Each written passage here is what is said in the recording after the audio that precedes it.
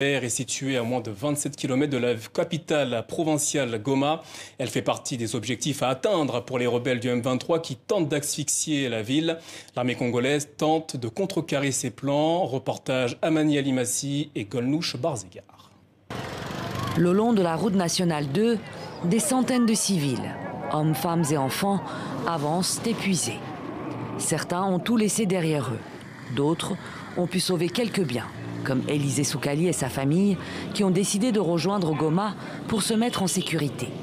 On est venu de Nyami-Taba et après on s'est dirigé vers Karenga, puis à Saké jusqu'au camp de Lusagara. Quand on a entendu les crépitements des balles et les explosions, on a été obligé de fuir.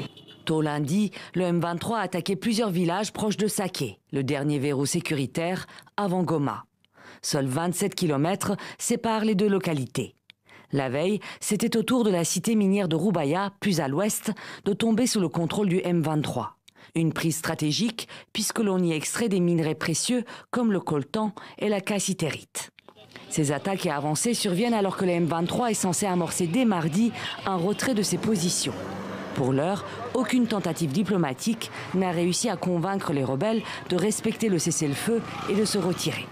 Pour les déplacés congolais, cette situation n'a que trop duré.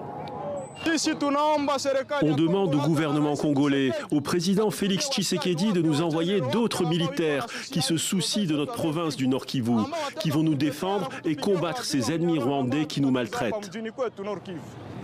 La RDC accuse le Rwanda de soutenir le M23. Des allégations corroborées par des experts de l'ONU et des pays occidentaux, mais réfutées par Kigali. Au Nigeria, Peter